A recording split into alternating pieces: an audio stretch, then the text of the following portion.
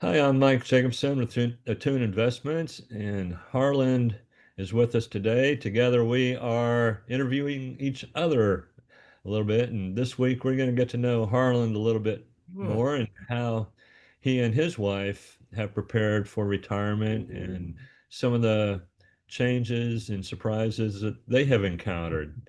So, Harland, how would you like to give us a little background information? Hey, Mike, good to see you. And this is fascinating. Really enjoyed the conversation we had with you last week. And we're just doing these back-to-back recordings, but this is coming out this week.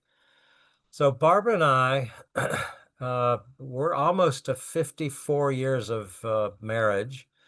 We go back to when we were preschoolers. Barbara's my wife. We're in New Zealand right now. That's why I have the flannel shirt on. It's winter down here right now, while y'all are having summer up there in the northern hemisphere. We After we were married, I headed to seminary. I was a math physics major in college, but headed off to seminary on a kind of a vision that some people had for me that I wasn't quite sure about for me, but it came together. And so I've done over 30 years of ministry in churches and as a military chaplain. And Barbara and I retired, I call it repurposed 10 years ago. We moved back to our hometown in Florida after traveling all over the country. So we're enjoying family a whole lot these days. That is great. So your family's a little bit spread out now too. And so A little bit spread out. Yeah, we have a son in Colorado with two grandkids, and the son here in New Zealand with a 4-year-old that we came down for her fourth birthday a couple of weeks ago. all right. So how did you and Barbara start your planning for retirement? When did that start? You know, Mike, we probably were laissez-faire about it. Both of us had jobs that had retirement built into them. She is a teacher. The teachers system in Texas had retirement built into it. The Presbyterian church that I served had retirement built into it. In other words, there was going to be a retirement for us. And then the military, the government has a retirement. So we kind of relaxed into it. Although very early, we started investing on a top of that into Roth IRAs. Quite early in that, got learned about it when it got started and started putting additional money aside into Roth IRAs, which has really paid off significantly. That you just hit on one of my favorites. We all like tax-free income. Hmm. So, Yeah, it really it's amazing when you start early. My grandparents taught me two things. They gave me $1 and they said the first 10 cents of that dollar goes back to the church in the offering plate. The second 10 cents in that dollar goes straight to the bank into a savings account. And you do whatever you want with 80 cents that's left. And I've learned to live with 80 cents of every dollar since. That was way back into my childhood, Mike. and that's an incredible lesson and very beneficial to have learned that at that early age. Yeah, a lot of my friends have a hard time tithing if they start it later in life and you're starting to tithe at 10 or 15,000 or $20,000 a year, and they're not used to it. But when you start at 10 cents, it's really easy to, as your income increases. Yes. Yes, it is. Same with savings and investing. You start with 10 cents and you live on the 80 cents that's left. Uh, you learn to live that way. That's right. And one of the techniques I've heard is just, as income increases, don't spend the whole increase. Just make sure that you continue to save, increase the savings amount. Yes, indeed. So for 10 years now, it's 10 years this year. We moved back to Florida, back to our hometown, actually, back to the house my wife grew up in, Mike. We had saved up enough that we were able to restore that house, a 1910 built house in a beautiful place in DeLand. And we're able to do that. And Barbara got the kitchen she's always dreamed about. And it's been fun to be able to do that in retirement. There are many years where we couldn't do that, but been fun to be able to do that uh, at this chapter in our life. And you mentioned repurposing. So you've repurposed your house as well. I mean, that was a huge expansion Yes. you made. Yeah, we took a very nice house that she grew up in. It had two bedrooms and one bathroom and three rooms downstairs. And we've it had a carriage house behind it that we're using now, which is a wonderful piece. We use it as an income source, as an Airbnb.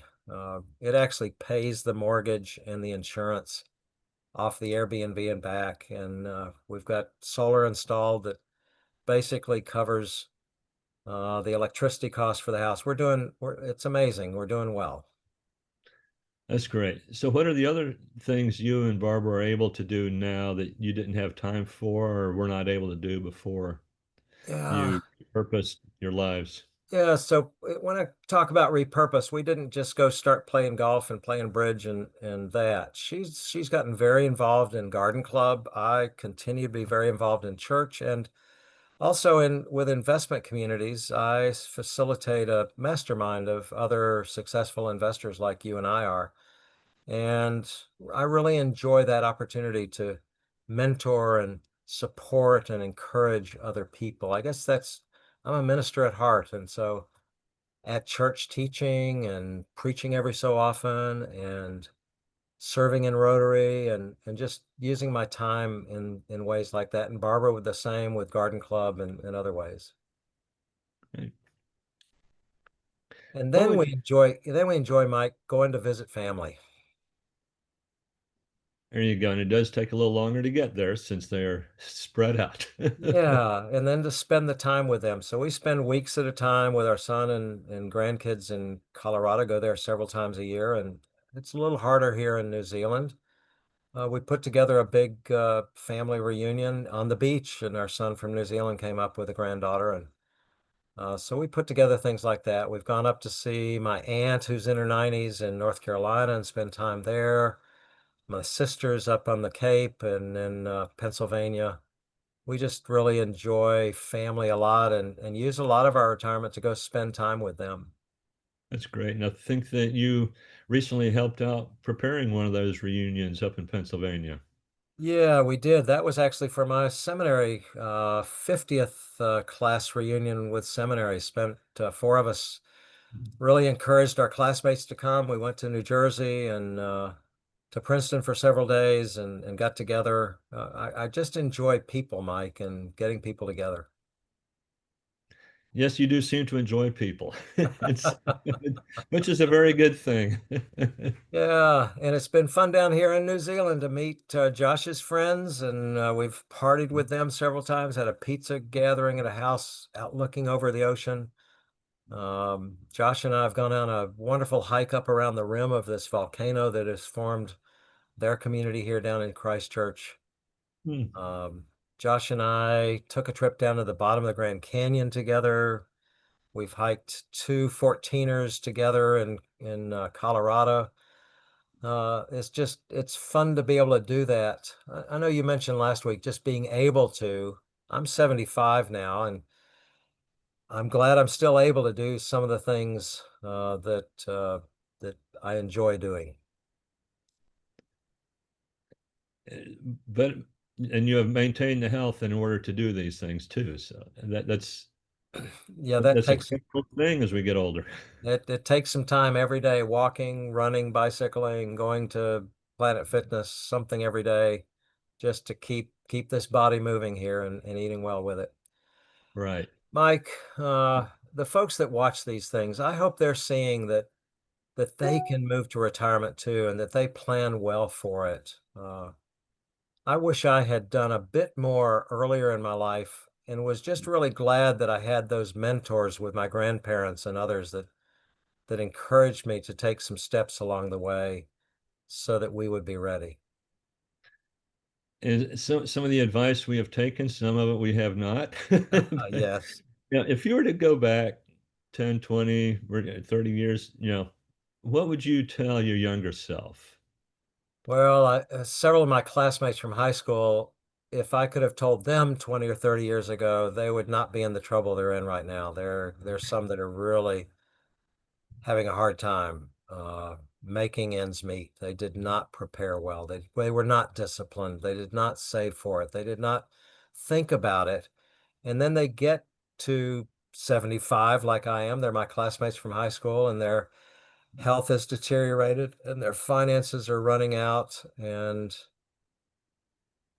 I guess I would say to others that aren't to where I am and my peers are right now, think about it, prepare for it, be disciplined with it, and invest well for it. I've invested in real estate significantly because the return on it, the tax benefits for it, have made a huge difference in the income that Barbara and I have available to us. Uh, uh, yes, those are things that I think we all could have used a little bit more early on. So, Indeed. is there anything Indeed. else you'd like to share with our viewers today before we wrap up?